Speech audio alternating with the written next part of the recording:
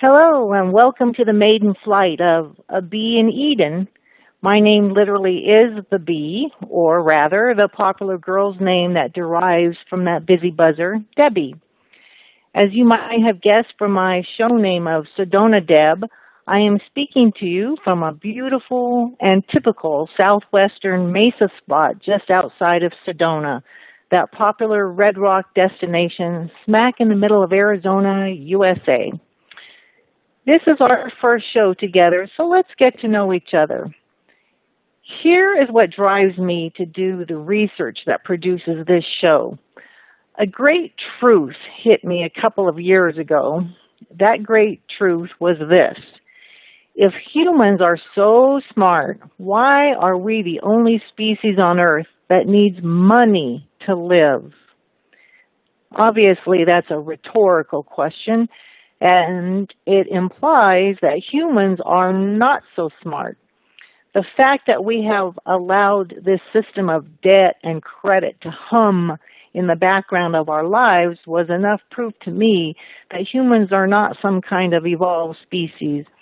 This crazy system of debt slavery indicated to me that humans are running down a path of devolution, not evolution.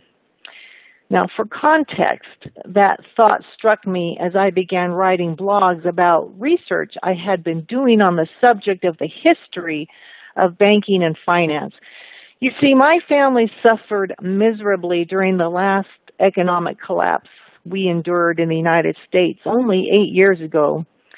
In the year 2009, my parents lost their homes to foreclosure, and I saw my own real estate investment dwindle in value from its initial purchase price of $120,000 down to about $40,000. In fact, we actually could not give that house away.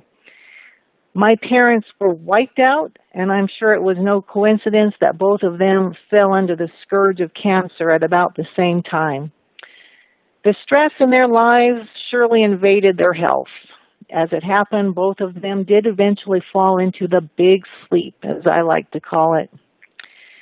That time in my life was the worst nightmare that I have ever lived through, but there was one good thing that came out of it. The tragedy forced me to stop in my tracks and ask, how did this all happen? What is it that causes banks to keep falling through this cycle of repeated booms and busts? You see, in my early adult years, I had worked for Bank of America for 10 years. I even worked there during the great savings and loan debacle of the 1980s. So I had seen this happen in the banking system before. But even while working for B of A, I never stopped to ask myself that simple question. Who creates money? And I would like you, the listener, to ask yourself that question. If your child came up and asked you, who creates money, how would you answer? Some might say the government creates money. But if that were true, then why does the government borrow money? Somebody else must be creating the money in order for the government to borrow it. Think about that question as we pause for our first commercial break. Who creates money?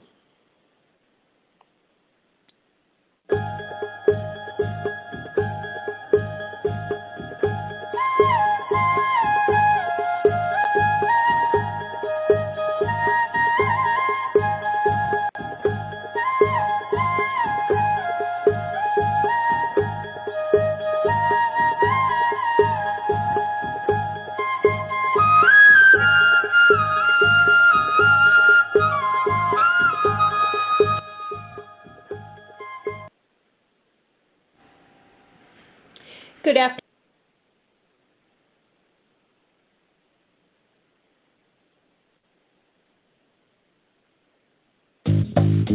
What if you got rewarded for every good decision? What if your heart had a special way of letting you know it appreciates your healthy choices? I've got to get my family to eat more vegetables. Amazing! And instead of cooking with butter tonight, I think I'll saute our veggies with heart-healthy oil. You're a genius! So really, would your food choices pay off in heart health? Did you know that when you replace bad fats with healthier fats, like those in canola or other vegetable oils, it can lower bad cholesterol levels, and that's good for your heart. Here's a winning idea. Take up the challenge for good health, because the you of the future will say, Fantastic! Learn more at heart.org/facethefats. Canola Info proudly supports the American Heart Association's Face the Fats campaign.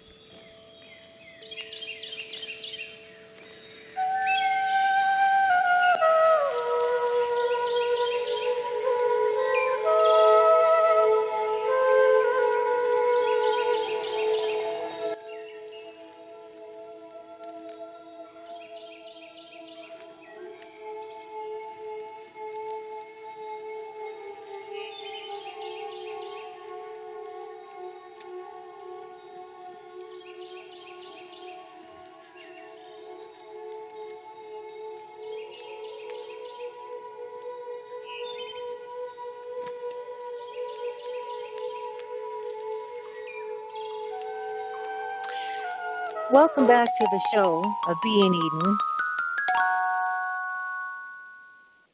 As I mentioned before the break, I finally began asking myself that question, who creates money, after the last economic collapse we all endured in the year 2008.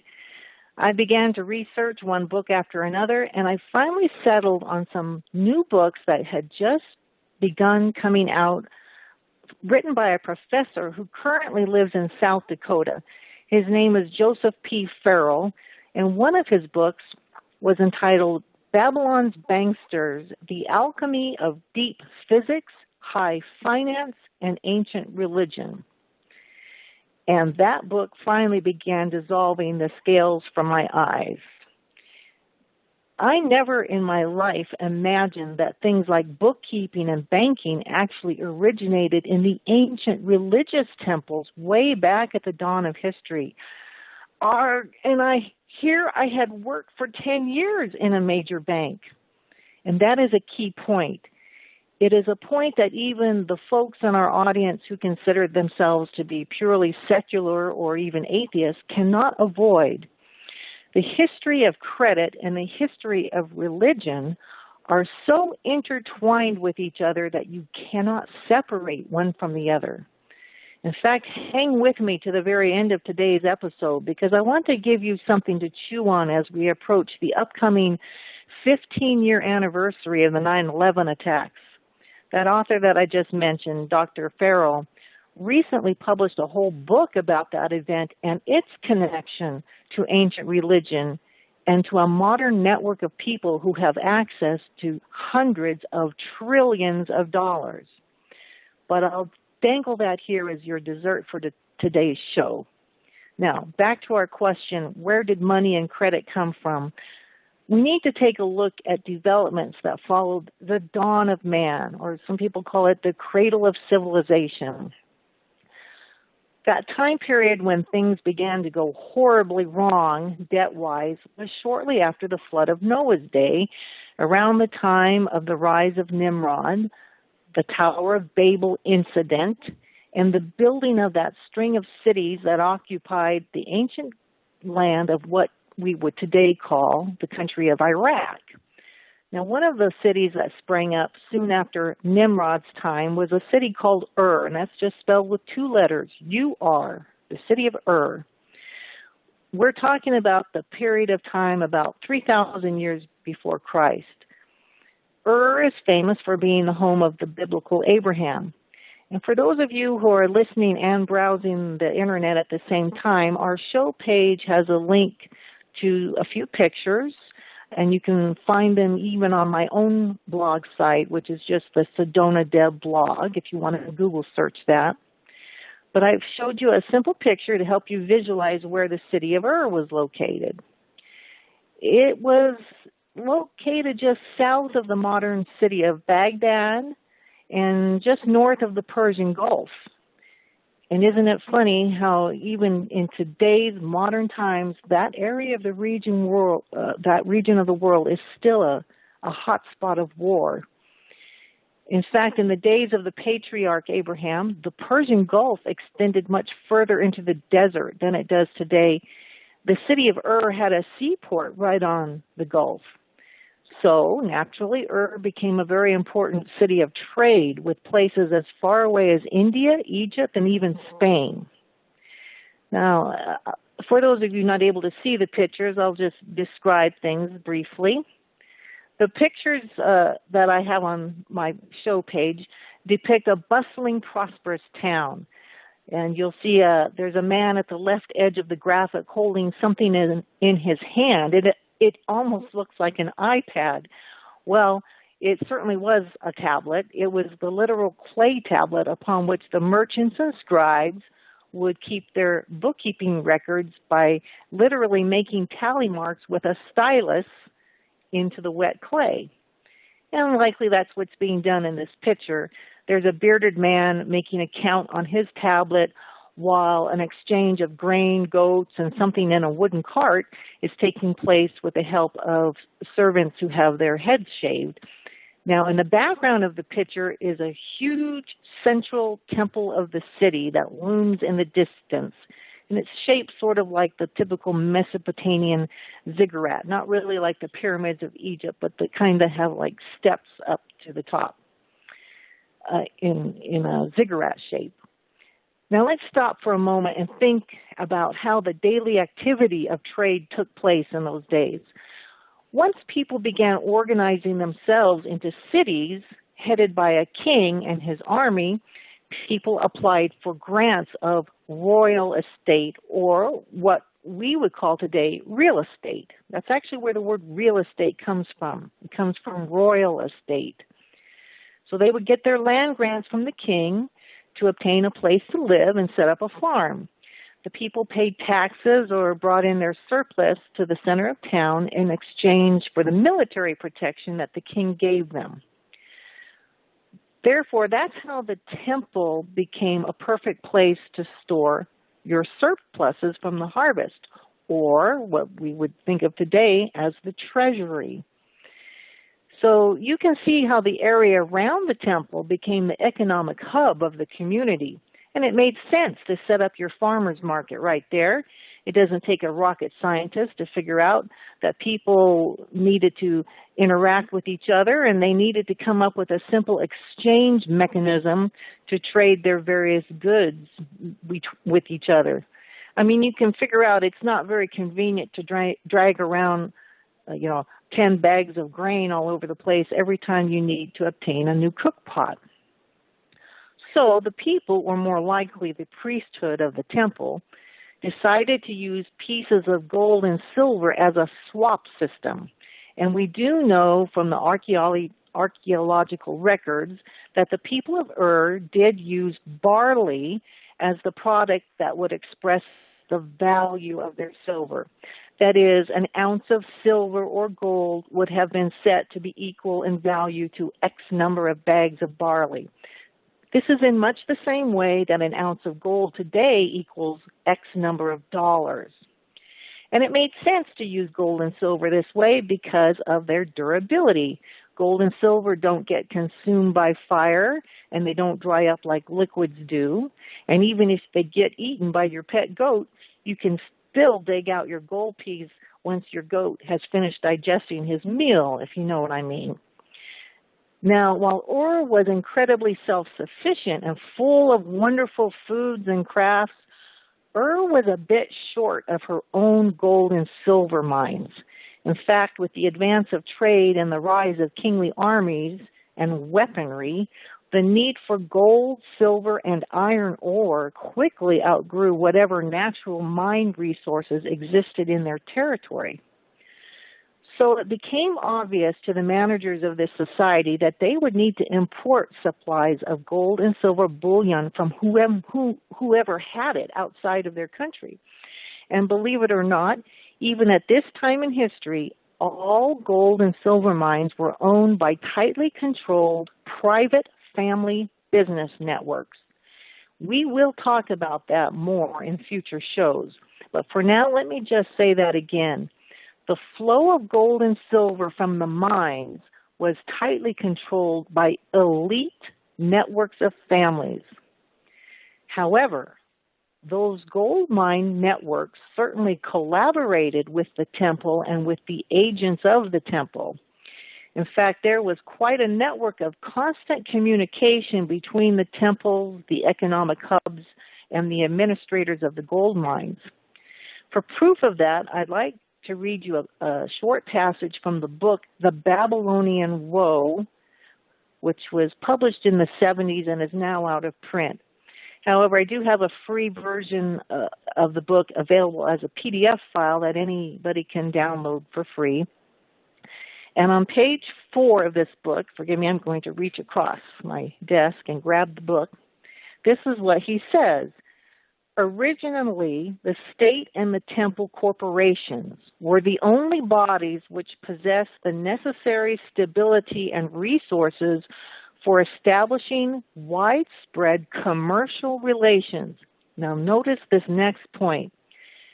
Temple servants were sent on distant missions provided with letters of credit which enabled them to obtain supplies in other cities. And then over on page 6, the author comes right out and just says, thus the traveling merchant gave credit. And there you go. The invention of credit being passed from one temple to another via nothing more than communication on a clay tablet. These letters of credit were something like a giant credit card with no credit limit to it. And there is much implied in that statement. First, the temples in distant lands were colluding with one another and must have maintained high levels of trust with each other. Second, this letter of credit gave much power to the holder of that letter of credit, even though the letter itself was nothing more than a piece of clay. But the financial power that backed that letter of credit spoke volumes. Now I'll let you chew on that for a couple of minutes while we take our next break. Then we will talk about how these agents of the temple became a class of powerful people unto themselves as money magicians who could wield credit like a magic wand. More than 1 million wild animals are killed each year illegally. Poaching is a major threat to our country's wildlife. I'm Tom Barry. I'm an actor with a desire to preserve living space for wildlife. The Humane Society Wildlife Land Trust does just that. Works with private landowners to protect wildlife, to preserve natural habitats. To learn more or to work with the Humane Society Wildlife Land Trust, call 800-729-SAVE. That's 800-729-SAVE, or visit wildlifelandtrust.org. Thank you.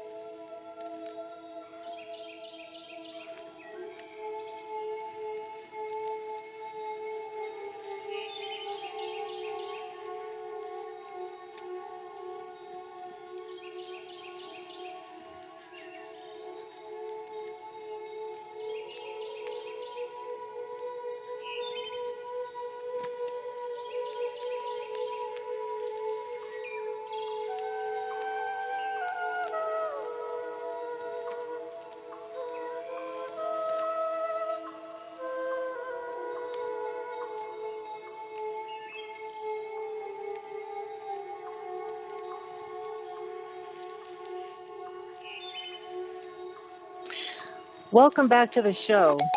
Right before the break, I quoted from that book, The Babylonian Woe, which clearly defined the origins of modern credit concepts as having emanated from the central temples of Babylonia.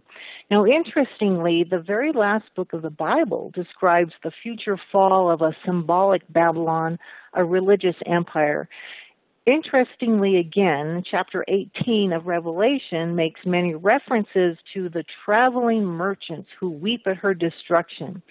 If you happen to have a Greek interlinear version of the Bible, you can see clearly that the phrase used is traveling merchant, not just the word merchant. That book, Babylonian Woe, comments that the traveling merchant came to represent a particular class of merchant.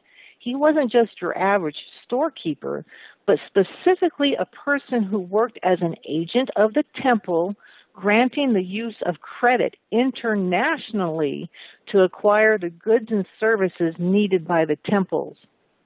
Now, page 11 of that book mentions that this class of moneylender was so unique that they came to be identified by a specific word in the ancient language, as if they were a race of people unto themselves, and that word was the Apiru, and I'll spell that. It's A-P like Paul, I-R-U, the Apiru. The author has no kind words for these people. He refers to them as a mysterious gang of thugs who seem to have no allegiance to any particular city and yet seem to be found in all cities. He describes them as a lawless people who regarded this power of credit as a godlike means by which they could get anything they wanted. No longer would people need to rely on any god of any temple for their creator's providence. These money magicians regarded themselves as a new god, and they followed religious formulas as a type of religion behind the religion. And we will be talking about those formulas in future shows as well. Now, even though the Apiru despised the common people's view of the temple, these Apiru were not beneath operating in the shadow of the temple. In fact, their association with the temple is what gave these people legitimacy in the eyes of the common people. In a future show, we'll talk about how they used credit falsely and deceptively.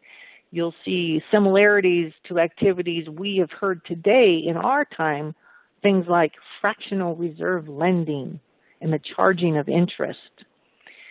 Well, we're coming to the end of our visit today, and I did promise to relate something about 9/11.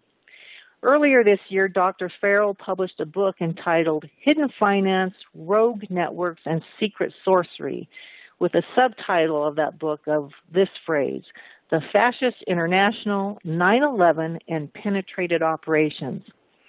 I wrote a book review of this book, which is pending publication by a third party, so I won't copy the entire article just yet in my own blog. However, Dr. Farrell uncovered proof that intelligence experts from foreign governments had intel in the summer of 2001 that indicated an attack was being planned. One of these experts was a lady named Dr. Tatiana Koryazhina in Russia. And here I will quote from my book review. The full review will be available at a later time after it gets published, as I mentioned. But here was my quote. Dr. Tatiana Koryazhina made a statement to the Russian Duma back on June 29, 2001. She spoke as a Russian expert in shadow economy and shadow politics. She expected an attack to hit the USA on August 19, 2001. She had proof that what we now know as the 9/11 operation was not the work of 19 terrorists, but of a larger group seeking to reshape the world. She further claimed that this group of extremely powerful private persons with total assets of about $300 trillion intends to legalize its power and become the new world government. Now, in an interview that she gave to the newspaper Pravda only 2 weeks later, this Dr. Koryazhina expanded on her statements and pointed to the religious motivation of these private persons who had the assets of $300 trillion. She said, there are international, superstate, and supergovernment groups. In accordance with tradition, the mystical and religious components play extremely important roles in human history. One must take into account the shadow economy, shadow politics, and the religious component. This astounded me when I read this. Dr. Koryzhina warned the Russian government that there was an international superstate of people, not unlike the Apiru that I just mentioned from ancient Mesopotamia, who held assets of $300 trillion and who are bent on becoming a new world government and who are playing this role according to some kind of mystical and religious tradition to which they give allegiance. You see, my friends, we all know there are earth-shaking events touching our lives. We see it, we feel it every day. These events are being steered by a class of people who have the authority to create money and credit out of thin air. These people are pulling the levers of power all around the world, and they do so under the shadow of mystical religious traditions, as this Russian doctor explained. In future shows, please buzz along with this bee as we intend to uncover the many petals of this ugly flower. In our next visit, you will see how this network began taking shape at an international level during the days of the Persian Empire. But for now, this is the Bee in Eden signing off to return to the hive until our next venture outdoors.